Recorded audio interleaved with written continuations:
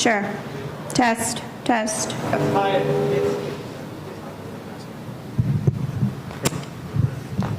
Good morning, ladies and gentlemen. It is 12:37 a.m., 91 degrees outside now. So we've raised a whole 3 degrees. It is August the 12th. We are conducting an audience microphone test. Is it still a little high? Too high? Go ahead and... All right, testing, still testing the gain check on audience microphone. Audience microphone good? Volume good on that one? Let's try the other one.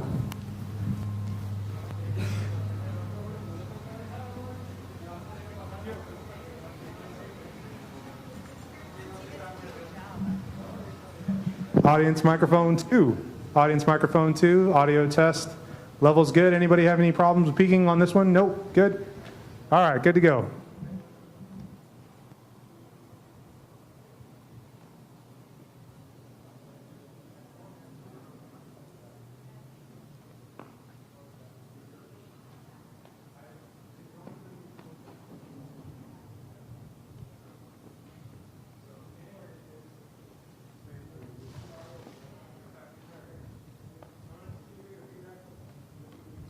Test, test, microphone check, checking feedback from right here in front of the speaker. Nothing, good.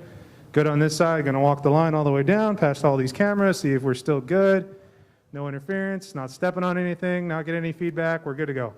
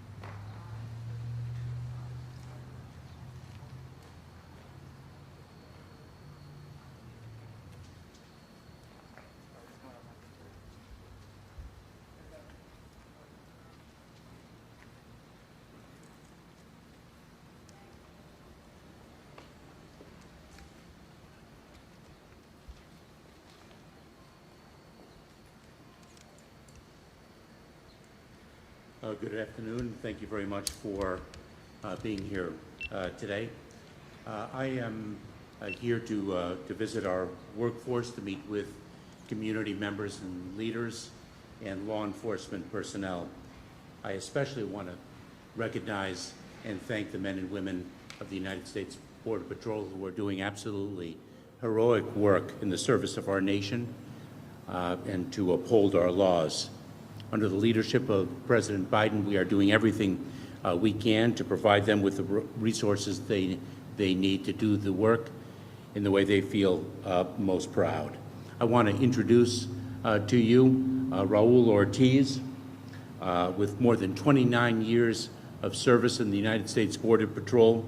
Chief Ortiz will become the Chief of the Border Patrol effective this Saturday. Also want to introduce to you Dr. Pritesh Gandhi, the Department of Homeland Security's Chief Medical Officer. At the very outset, I want to communicate very clearly that the situation at the border is one of the toughest challenges we face. It is complicated, changing, and involves vulnerable people at a time of a global pandemic. I want to provide information to you, the facts, the challenge we face and why, and our plan to meet the challenge. That is what we do. We confront challenges and we meet them. I also want to take a few minutes to debunk false information that has been spread. Before I provide the latest numbers, and they reflect an increase in encounters in between the ports of entry, I want to explain who the migrants are, the composition of the migrant population, and the processes we follow. First, let me start with the unaccompanied children.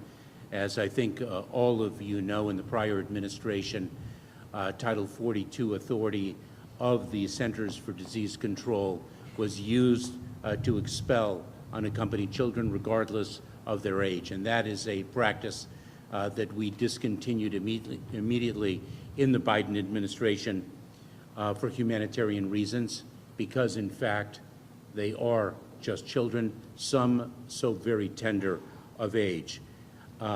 These children are eligible to make a claim for asylum or to pursue special immigrant juvenile status in court proceedings under our laws. We, in the United States Border Patrol, transfer them to Health and Human Services for their care, custody, and control as quickly as possible to unite them with a parent or legal guardian here in the United States before they make their claim for asylum or their claim for a special immigrant juvenile status. You will recall in March of this year, we experienced tremendous crowding in our Border Patrol stations of unaccompanied children, and I said then that it was a challenge for us, that we had a plan to meet that challenge, and that we were executing on that plan, and that it would indeed take time. That is what we did, and we cleared the Border Patrol of the overcrowding of the unaccompanied children in execution of our plan.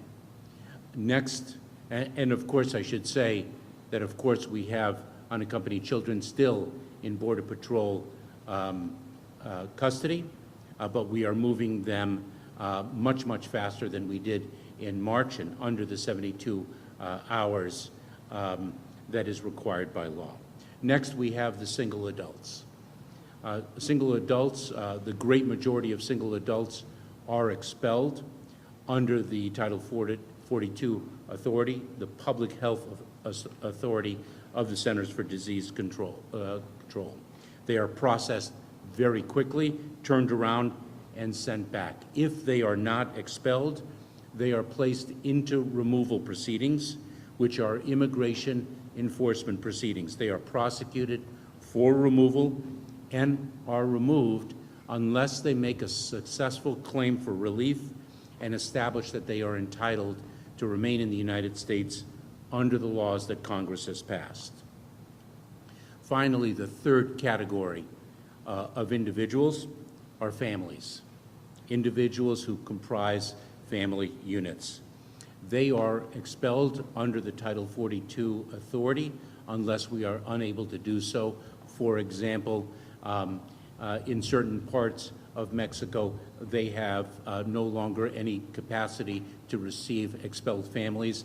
And in that instance, we place the families in immigration proceedings, in immigration enforcement proceedings for removal to the United States, and they are removed unless they make a claim for relief under United States law, and that claim is ultimately successful. We are encountering an unprecedented number of migrants in between the ports of entry at our southern border. A few points. We have seen surges in migration before. We've seen them in the past, and migration surges are not new. Two, and importantly, migrants encountered at our border are expelled or are placed in immigration enforcement proceedings. The rise in encounters of migrants at the southern border began in April of 2020, last year, but the increase is most certainly sharper over the past several months and greater than in June. Allow me to share with you the Cbp enforcement numbers for July. 212,672 persons were encountered attempting entry along the southwest border, a 13% increase over June 2021. A majority continue to be single adults, specifically approximately 52%. This is a 6% decrease from June. 95,788 individuals, more than 45% of July encounters, were processed for expulsion under Title 42. 116,884 individuals were processed under Title 8. Those are removal proceedings, immigration enforcement proceedings, as distinct from Title 42 public health authority proceedings under the CDC's authority. 85,563 single adults, or 78%, were processed for expulsion under Title 42, with 24,880 processed under Title 8. Lastly, 9,948 family unit individuals, or 12%, were processed for expulsion under Title 42, with 73,018 processed under Title 8.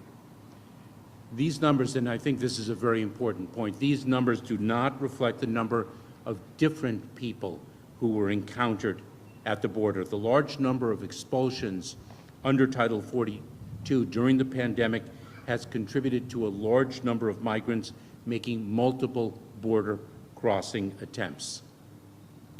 27% of encounters in July were individuals who had at least one prior encounter in the past 12 months. The number of unique individuals, if you will, encountered in July 2021 was 154,288. A total of 845,307 unique individuals have been encountered year-to-date during fiscal year 2021 compared to, let me repeat that number, 845,307 unique individuals, different individuals, have been encountered year-to-date in fiscal year 2021 as compared to 796,400 during the same period in 2019. There are several reasons for the rise in migrant encounters at the southern border. Worsening conditions, of course, in the countries of origin, including poverty, a rise in violence, and corruption. Young boys whose lives are threatened if they decline to join a gang. Young women who are vulnerable to rape while they walk to school. Tragically, former President Trump slashed our international assistance to Guatemala, El Salvador, and Honduras, slashed the resources that we were contributing to address the root causes of irregular migration.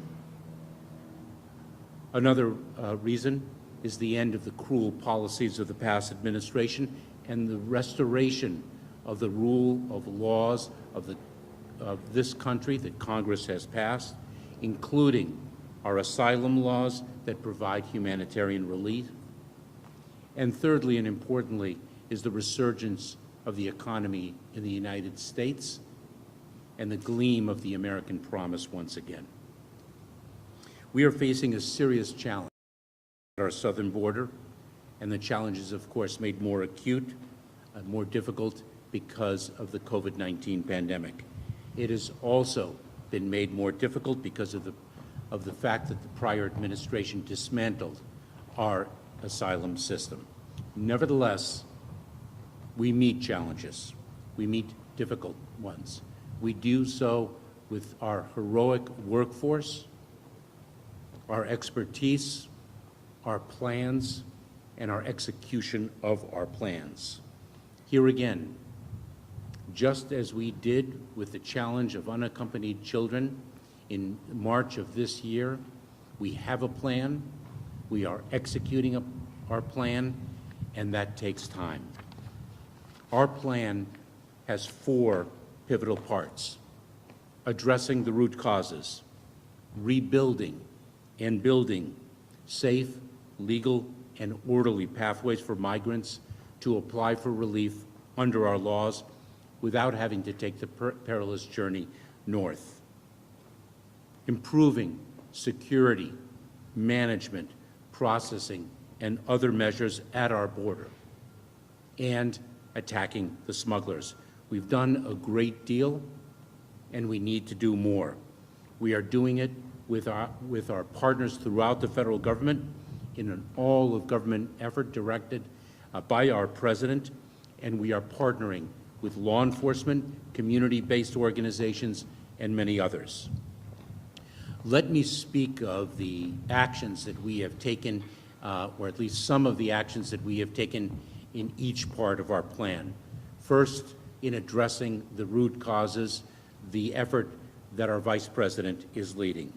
On her trip to Guatemala, Vice President Harris announced that USAID and the U.S. International Development Finance Corporation will provide up to $48 million in U.S. government resources to advance the economic security opportunity in Guatemala.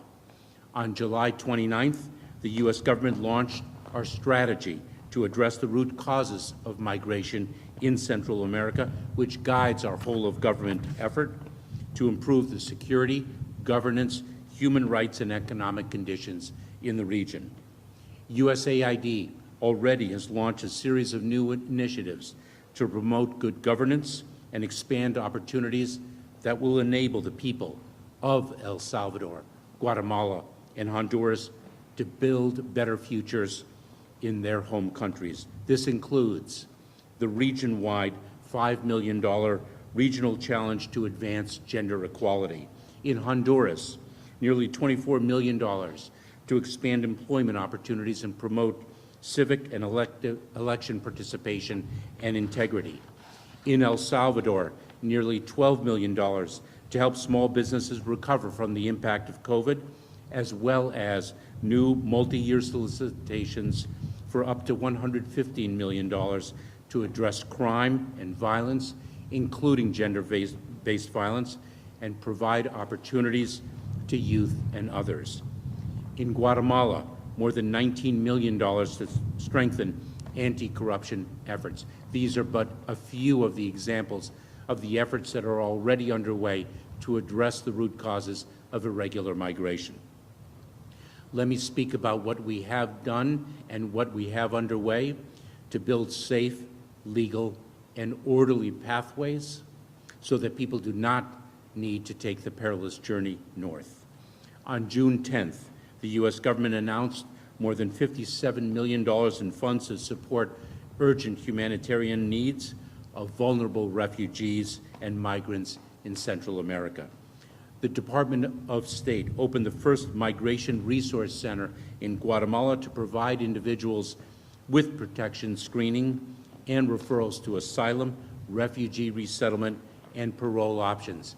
And I had the privilege and opportunity to visit the Migrant Resource Center in Guatemala last month.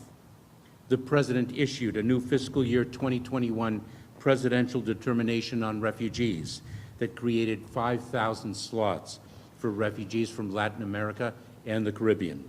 On March 10th, our department, the Department of Homeland Security and State, reopened the Central American Minors, or CAM, program to reunite children who are nationals of El Salvador, Guatemala, or Honduras with their parents in the United States. On June 15th, we announced the expansion of the Central American Minors program. That was a program that was working and that President Trump dismantled.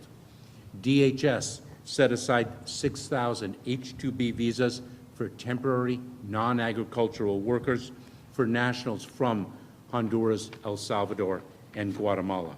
On July 29th, last week, the U.S. government, we launched a collaborative migration management strategy, the first of its kind, to strengthen cooperative efforts to manage safe, orderly, and humane migration in North and Central America. We are also, as I mentioned, improving processing at the southern border and implementing other measures, not only to stop recidivism, but to tackle the challenge in other ways, including to strengthen enforcement. We have deployed additional personnel to the southern border.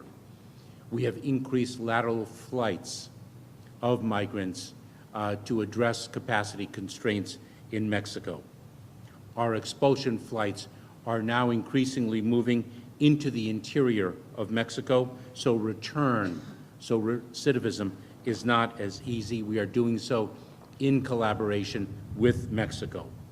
We are prosecuting individuals who've been previously removed from the United States because they have unsuccessfully made a claim for relief under our laws. We are undertaking expedited removal proceedings. Under our law, we have, in certain circumstances, the ability and the capacity to accomplish the removal of individuals who do not qualify to remain in the United States, to do so more expeditiously, and we are using those authorities. In partnership with the Department of Justice, we are proceeding in accelerated fashion with immigration court proceedings to deliver justice more rapidly without compromising due process. We are working with Mexico to increase interdictions. I visited Mexico with other officials in the administration, but 2 days ago, to speak about how we can more effectively partner together and what more they can do in the context of our overall relationship as close partners. We have increased our law enforcement operations in partnership with the Mexican authorities. I met again with the Attorney General of Mexico, as well as north of the border here in the United States, in an all-of-government effort, working in task forces both within the Department of Homeland Security and with our partners in the Federal Bureau of Investigation, in the Drug Enforcement Administration, and other law enforcement agencies across the federal enterprise. We are prepared to do more as the situation warrants. It is critical that intending migrants understand clearly that they will be turned back if they enter the United States illegally and do not have a basis for relief under our laws. We are also, at the same time, developing and implementing foundational changes to the system, addressing problems that have existed for many, many years but have never been solved. In the coming days, our department will announce that we are making changes and improvements to how we process asylum claims. We continue to rebuild our immigration system to ensure fairness and promote equity.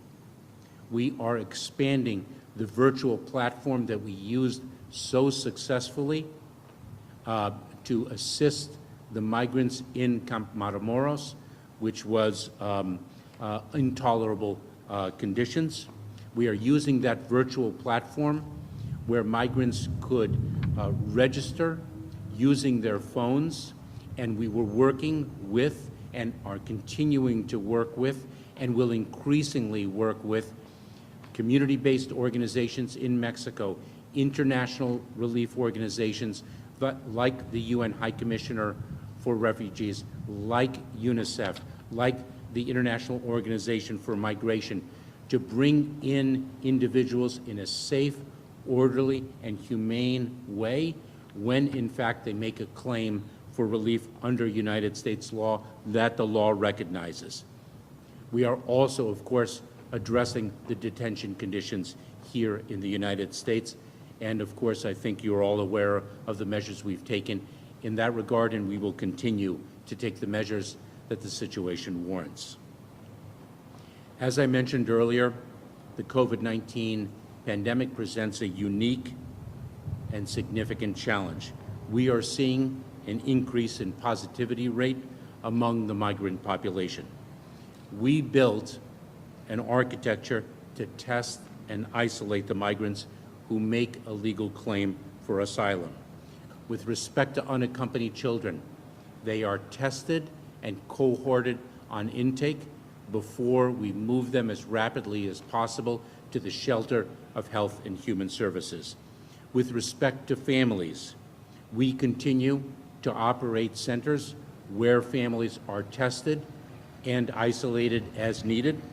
We are working and have established a system with non-governmental organizations in the communities to test and isolate family members as the situation warrants. And as I mentioned earlier, the predominant majority of single adults are expelled rapidly from the Border Patrol. Now, of course, the Delta variant makes the situation more difficult.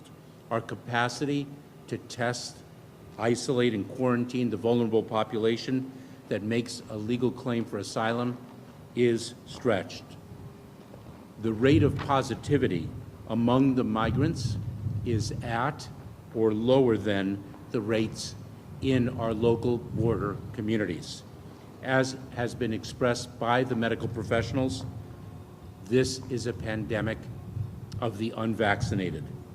We are building new capacity to address the situation, and we are doing so as rapidly as possible.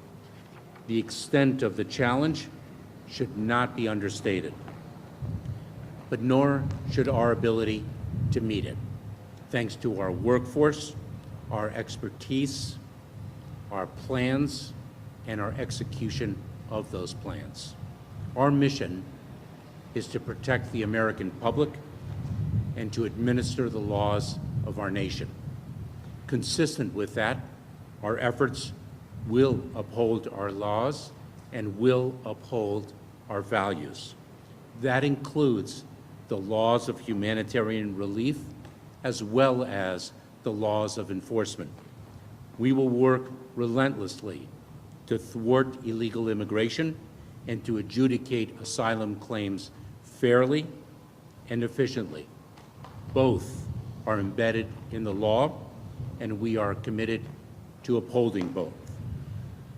As we work to meet these long-standing challenges, we do not turn our backs on our values, our principles, our humanity, and our proudest traditions.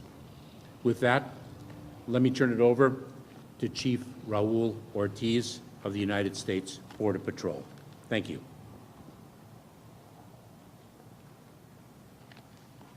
Thank you, Mr. Secretary, and thank all of y'all. You know, what we've seen today has certainly been an opportunity for the Secretary to meet with our men and women that are out there on the front lines. We've met with our Border Patrol agents, our volunteer force, our other agency partners. The Secretary and the rest of the leadership were able to meet with our sheriffs and our DPS state partners, as well as our elected officials from county and local governments, all the way from Del Rio to the Rio Grande Valley. We recognize that here in South Texas, we are responsible for about 60% of the illegal migration traffic that happens along the southwest border. And so it is incumbent upon us to ensure that we have the necessary resources to combat both the illegal migration as well as those other threats that we are experiencing on a daily basis. Secretary, I'm grateful that you have allowed me to lead the men and women. I'll be the 25th Chief of the United States Border Patrol, and I take that responsibility with tremendous pride, not only in what I'm going to be able to provide in support for the men and women of the United States Border Patrol, but as well as to be able to advocate for those resources that are needed here in South Texas and across the 2,000 miles, as well as our northern border and our coastal sectors. You know, one of the things that we heard significantly today is that, you know, the impacts to these border communities, and we are continuing to add as much capacity as we possibly can. As the Secretary mentioned, we have moved more Border Patrol agents here into South Texas, and we are continuing to shift our resources against those threats that we are experiencing on a daily basis.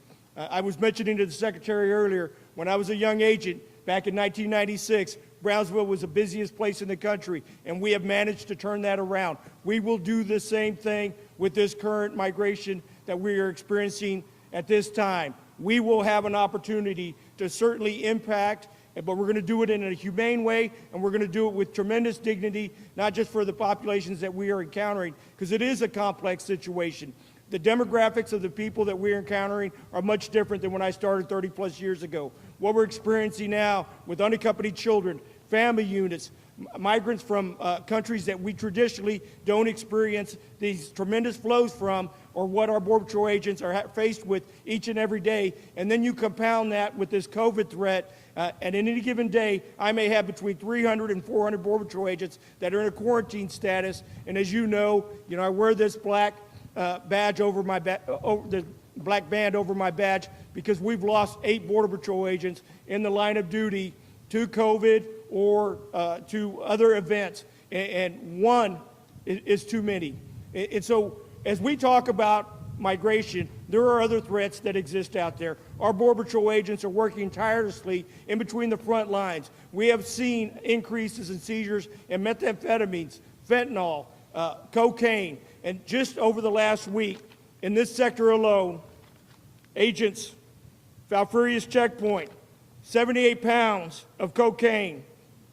That's cocaine that would have made it into our inner streets had it not been for the diligence and hard work of the men and women of the Border Patrol.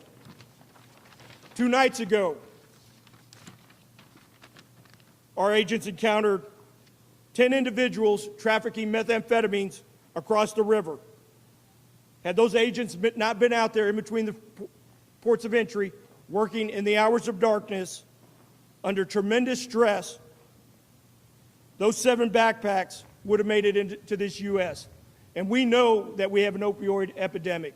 So on top of dealing with the tremendous flow that we're experiencing right now, our agents continue to go out there and perform their border security, national security mission each and every day, and they do it with tremendous pride. And I couldn't tell you enough that the professionalism exhibited by those Border Patrol agents is amazing. And one of the things that the Secretary was able to convey to him is that to all of them is that he's going to continue to work hard to make sure that they have the necessary resources to perform their mission. We're going to get more technology out there in between those ports of entry, and we're going to ask for more agents so we can ensure that we have the right amount of personnel, technology, and a good strategy to take the fight to the cartels and continue to make sure that we dismantle these criminal organizations before they make it to the immediate border area. Thank you very much, and thank you, Mr. Secretary, for your support. Thank you, Chief. There's time for a few questions. Nicole, do you have one? Thank you, Mr. Secretary. CBS News went inside Enzel Duas Park, where a tent city sprung up overnight because a public park outside is the only available option left for local officials and NGOs now scrambling to test and quarantine families released from U.S. custody. The McAllen mayor reminded us immigration is a federal responsibility, the head of Catholic Charities here in the Rio Grande Valley, says she wants the federal government to tell her, we'll take over here. Is there a plan to deploy federal resources and personnel, FEMA or National Guard boots on the ground, for instance, to test and quarantine migrants released from federal custody? And what is your message to local leaders issuing local disaster declarations because they've run out of options during this pandemic? So thank you very much. I visited the park earlier today. I met with Sister Norma and other individuals who are doing extraordinary work there. We, of course, in the federal government, do testing, isolation, and quarantine. We work with non-governmental organizations as well, and we set up an architecture. Dr. Pritesh Gandhi has done an extraordinary job over a number of months where we are able to reimburse the non-governmental organizations for the expenses that they incur in testing and isolating and quarantine, if and as necessary, the migrant population. The park is outdoors. It is the safest way in which we can accomplish that testing and isolation in an outdoor setting, and those individuals are tested positive, and we're working very carefully with Sister Norma, and we had a discussion earlier today, and I will be meeting with her later today as well to discuss the mechanics and what more we can do. It's a very successful partnership, and we have to devote more resources to it, and we will.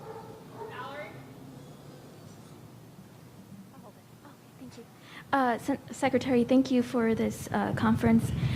So you mentioned that the U.S. has started to send migrant Central American families deeper into Mexico as a strategy to prevent them from traveling north again.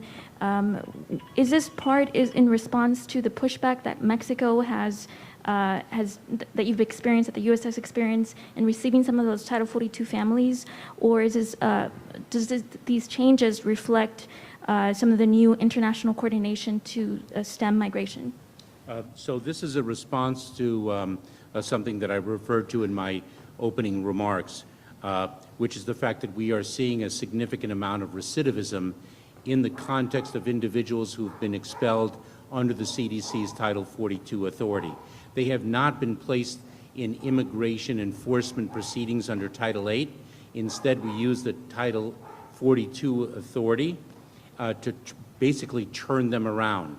But if in fact they are turned around and placed in the northern part of Mexico, it is too facile, too easy for them to return and try an illegal entry again.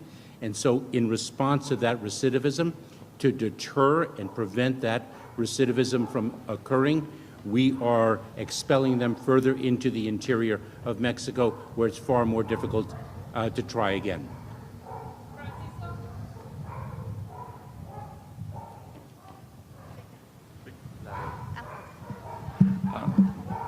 Victor with Voice of America. How many flights and how many people have been taking place over the last week or a month, sending them back to Tapachula?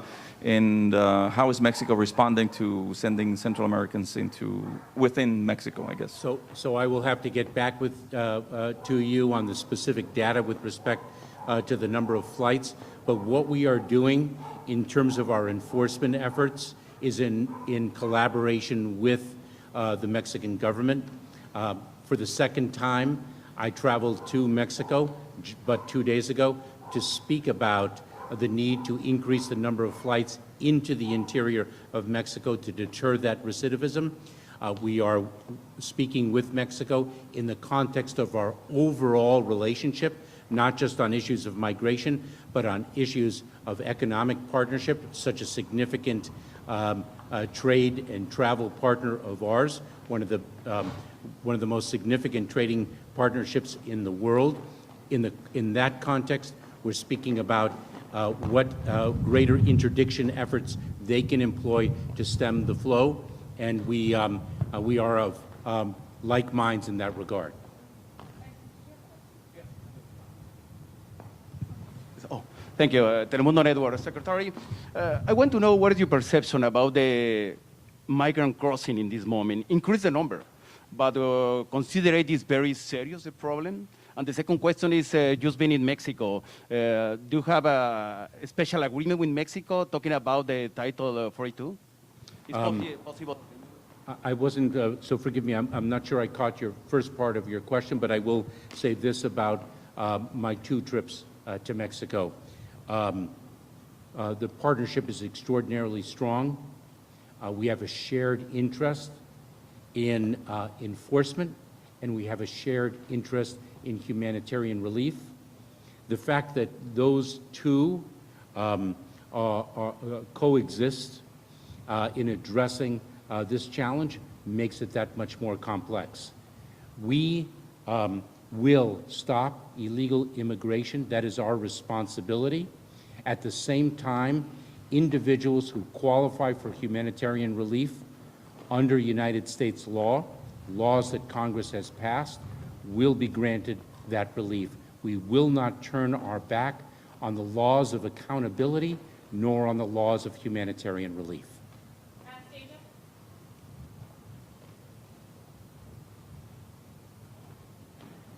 Thank you so much, Secretary, for taking my question. Anastasia Bolton, KENS 5 in San Antonio. How do expulsion flights to southern Mexico comply with our asylum laws and administration's verbal commitment that you reiterated today of a humane immigration system? Because the administration is dropping people off in the middle of Mexico. They have no resources and no way back home. Thank you. So we are working with Mexico to ensure that the individuals who are subject to the expulsion flights, their needs are addressed. We have a responsibility under the Public Health Authority of the Centers for Disease Control to protect the American public. We are in the midst of a pandemic that has not only gripped this country, as I think we all know, but has gripped the world. And it is in the lawful exercise of that public health authority that we are executing those expulsion flights in the service of the public health, not only of the American public, but of the migrants themselves. We have time for just one more. Sandra? Thank you. Good afternoon, Mr. Secretary. It's a little hard for Can me you to- hear me? Good Yes. afternoon, Mr. Secretary. Question, want to revisit the COVID testing conversation that you had a little bit earlier. There are some communities like Laredo that do not have NGOs that have set up testing ability, and there's some pushback that's starting to begin from those communities who are refusing to accept migrants from, say, the RGV family units who are being sent because they are showing a COVID positivity rate. Can DHS test those family units prior? What are you doing to alleviate that concern in those areas? I'm glad you asked that question because this is an area of significant focus of ours. We have built an architecture. The fact of the matter is there are communities that have greater capacity than others.